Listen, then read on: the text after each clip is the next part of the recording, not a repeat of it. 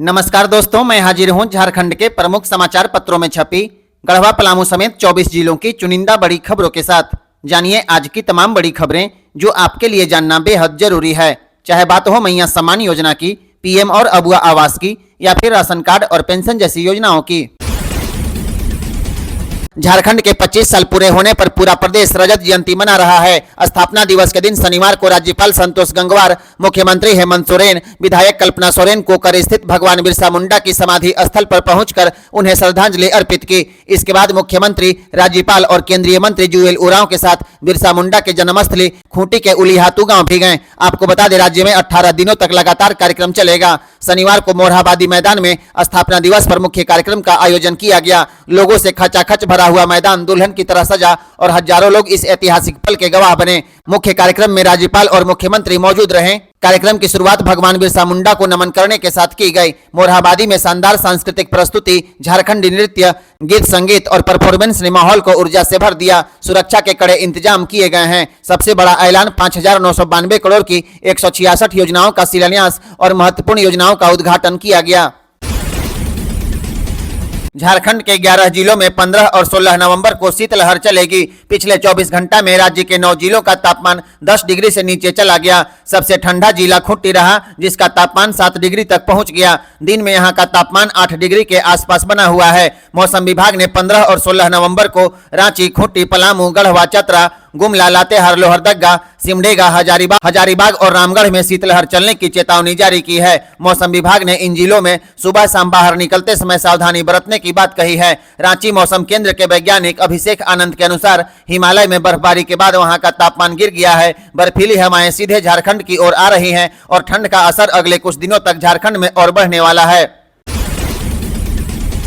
हेमंत सरकार राज्य भर में गरीबों के बीच अब ऊनी कंबल नहीं बल्कि मिंक कंबल बांटेगी। 15 दिसंबर तक सभी जिलों को कंबल बांटने का निर्देश जारी कर दिया गया है। लेकिन यही फैसला गरीबों की ठिठुरन कम करेगा या मुश्किल बढ़ाएगा, यही बड़ा सवाल है। विशेषज्ञों का कहना है मिंक कंबल दिखने में आकर्षक जरूर है, इसमें 1% भी ऊन नहीं होता। यह पूरी तरह पॉलिस्टर से बने होते हैं, यानी ठंड में ऊन जितनी गर्माहट नहीं दे पाएंगे। पिछले साल सरकार ने ऊनी कंबल 375 रुपए की दर से खरीदे थे, लेकिन मिंक कंबल 800 रुपए से कम में मिलना ही मुश्किल है, जिसका मतलब है इस साल सरकार पर खर्च लगभग 2.5 गुना बढ़ जाएगा।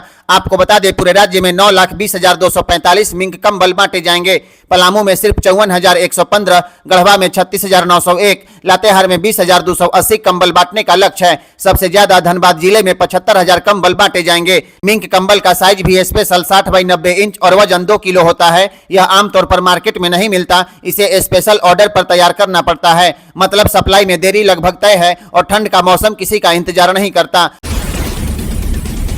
घाटशिला उपचुनाव में वो हुआ जिसकी कल्पना भाजपा ने नहीं की थी। झारखंड मुक्ति मोर्चा के अध्यक्ष और मुख्यमंत्री हेमंत सोरेन की रणनीति और उनकी पत्नी कल्पना सोरेन के साथ दोधारी प्रचार इतना प्रभावी रहा कि भाजपा के 5 पूर्व मुख्यमंत्रियों की पूरी ताकत भी चुनाव की हवा नहीं मोड़ पाई। विपक्ष के 5 पूर्व सीएम बाबूलाल मरांडी, अर्जुन मुंडा, रघुवर दास, मधु कोड़ा और चंपई सोरेन मैदान में, इसके बावजूद भी हार का सामना करना पड़ा। यहां तक कि भाजपा ने चंपई सोरेन के बेटे बाबूलाल सोरेन को प्रत्याशी बनाने के बाद भावनात्मक कार्ड भी खेला, लेकिन जनता के फैसले के आगे सब बेअसर हो गया।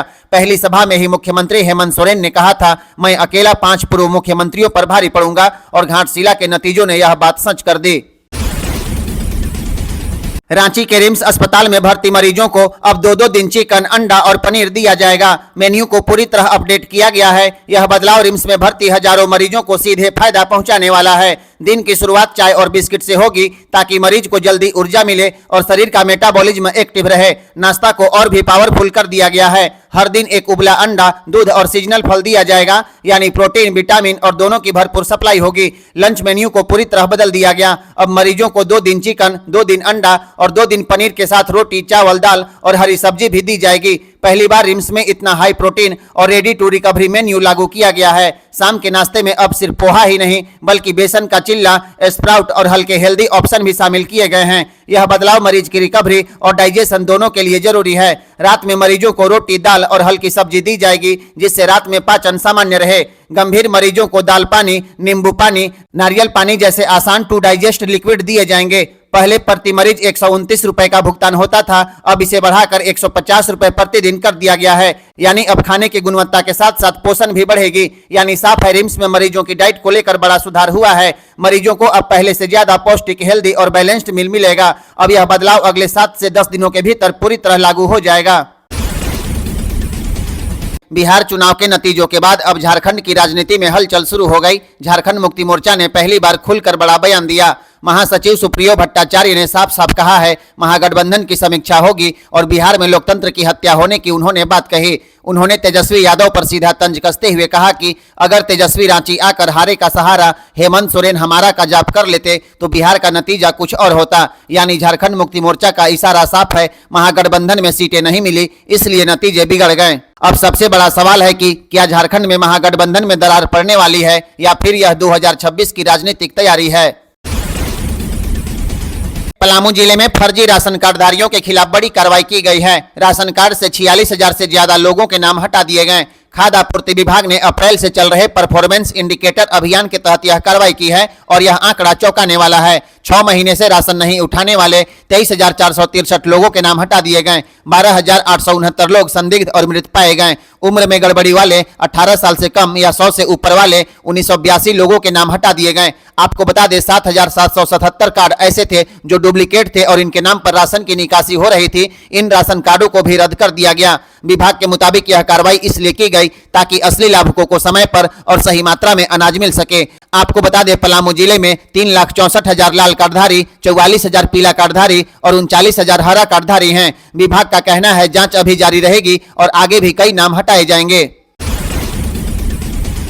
राज्य के मेडिकल कॉलेजों में सबसे बड़ा फर्जीवाड़ा सामने आया है। सामान्य वर्ग के छात्रों द्वारा फर्जी एसटी प्रमाण पत्र बनाकर एमबीबीएस में एडमिशन लेने का मामला अब तूल पकड़ चुका है। एक छात्रा ने खुद मुख्यमंत्री हेमंत सोरेन से शिकायत कर दी। इसके बाद सरकार एक्शन मोड में आ गई। राज्य के 20 उपायुक्तों को आदेश दिया गया है, इस साल मेडिकल कॉलेज में एडमिशन लेने वाले सभी छात्रों की जाति और आवासीय प्रमाण पत्रों की जाँच की जाएगी। सबसे चौंकाने वाली घटना सामने आई है हजारीबाग के शेख भिखारी मेडिकल कॉलेज में। तीसरे राउंड में नामांकन के दौरान 5 स्टूडेंट पहुंचे थे। कागजात चेकिंग में 2 छात्रों के एसटी सर्टिफिकेट फर्जी पाए गए और दोनों मौके से भाग गए। जानकारी के मुताबिक रांची के रिम्स, हजारीबाग, धनबाद, पलामू और दुमका मेडिकल कॉलेज में करीब 12 छात्रों पर फर्जी एसटी सर्टिफिकेट से एडमिशन लेने का आरोप है। फर्जीवाड़ा कैसे हो रहा है? नीट के दौरान छात्र कैटेगरी चुनते हैं, लेकिन झारखंड में स्टेट कोटा एडमिशन के लिए अलग से प्रमाण पत्र मांगे जाते हैं। यही गलत जाति प्रमाण पत्र लगाकर कई छात्र आरक्षण का लाभ ले लेते हैं। बिहार चुनाव में राजद की करारी हार के बाद लालू परिवार में बड़ा बवाल हो गया। अब लालू यादव की दूसरी बेटी रोहिणी आचार्य ने राजनीति छोड़ने और परिवार से नाता तोड़ने का ऐलान कर दिया है। रोहिणी आचार्य ने एक्स पर पोस्ट करके लिखा है, मैं राजनीति छोड़ रही हूं और परिवार से नाता तोड़ रही हूं। चौंकाने वाली बात उन्होंने लिखा है कि संजय यादव और रमीज ने यही करने को कहा था और मैं सारा दोष अपने ऊपर ले रही हूं। आपको बता दें, संजय यादव तेजस्वी के सबसे करीबी रणनीतिक सलाहकार और राज्यसभा सांसद हैं और रमीज तेजस्वी के पर्सनल सेक्रेटरी हैं। आपको याद दिला दें, कुछ महीना पहले ही लालू ने बड़े बेटे तेज प्रताप यादव को पार्टी और परिवार से बाहर कर दिया था और तेज प्रताप ने भी इसका ठिकरा संजय यादव पर ही फोड़ा था। इस बार के चुनाव में आरजेडी को सिर्फ 25 सीटें मिली है। 2020 में यही संख्या 75 थी। चुनाव नतीजों के बाद लालू परिवार में कलह चरम पर है। तेज प्रताप ने कल ही कहा था, जयचंदो ने आरजेडी को खोखला कर दिया है। इसके पहले रोहिणी सभी परिवार और आरजेडी नेताओं को सोशल मीडिया पर अनफॉलो भी कर चुकी हैं। रांची के हटिया बांध में एक कार गिरने से 3 लोगों की मौत हो गई, जिनमें जमशेदपुर के प्रधान जिला न्यायाधीश के 2 अंगरक्षक भी शामिल हैं। यह घटना शुक्रवार की देर रात नगड़ी थाना क्षेत्र के हटिया बांध के पास हुआ। पुलिस के अनुसार कार में कुल 4 लोग सवार थे और सभी जमशेदपुर से रांची की ओर आ रहे थे। जैसे ही कार हटिया बांध के मोड़ पर पहुंची, चालक ने वाहन से नियंत्रण खो दिया। कार पलट गई और सीधे बांध के पानी में जा गिरी। डीएसपी प्रमोद मिश्रा ने जानकारी दी है, अब तक कार चालक और दोनों पुलिसकर्मियों के शव बरामद कर लिए गए हैं। एक व्यक्ति अभी भी लापता है, जिसकी तलाश की जा रही है। पुलिस का कहना है, यह घटना तेज रफ्तार और अंधेरे में मोड़ पर अचानक नियंत्रण खोने की वजह से हुआ हो सकता है। फिलहाल गोताखोरों की टीम पानी में खोज अभियान चला रही है। बिहार की राजनीति में इस बार पूरी तस्वीर ही बदल गई। कहा जा रहा है एनडीए सरकार द्वारा महिलाओं को दिया गया 10,000 बोनस महागठबंधन के लिए सबसे बड़ा झटका साबित हो गया। महिलाओं का वोट बैंक पूरी तरह एनडीए की तरफ शिफ्ट हो गया और नतीजा आया धमाकेदार जीत। इस चुनाव में कांग्रेस बिल्कुल साफ हो गई, सिर्फ 3 सीटें ही ला पाई और पूरा महागठबंधन मिलकर 35 सीटों पर सिमट गया। दूसरी तरफ एनडीए ने 202 सीटों पर ऐतिहासिक जीत दर्ज की है। यह आंकड़ा खुद में बताता है बिहार की हवा किस ओर चली थी। लेकिन बड़ा सवाल अभी भी बना हुआ है, बिहार का अगला मुख्यमंत्री कौन होगा। इस पर एनडीए के अंदर भी सस्पेंस और हलचल दोनों जारी है। राजनीतिक विशेषज्ञों की माने तो बिहार में एक बार फिर फेरबदल की संभावना से इनकार नहीं किया जा सकता, यानी खेल होना अभी बाकी है। पीएम किसान योजना की 21वीं किस्त का इंतजार अब समाप्त हो गया। बिहार चुनाव के दिन किसानों को खुशखबरी मिली है। 19 नवंबर को किसानों के खाते में 2-2 हजार रुपए की राशि ट्रांसफर की जाएगी। यह जानकारी पीएम किसान सम्मान निधि के एक्स अकाउंट पर दी गई है। आज यानी 14 नवंबर को सरकार ने एक्स पर इसकी जानकारी दी है। किसान भाइयों को कई महीनों से इस किस्त का इंतजार था। अब उनका यह इंतजार 19 नवंबर को खत्म होने वाला है, क्योंकि सरकार ने खुद ही इसकी घोषणा कर दी है। हालांकि किस्त ट्रांसफर करने की जानकारी देने के साथ ही सरकार की ओर से एक जानकारी और दी गई है। यह जानकारी रजिस्ट्रेशन को लेकर के है।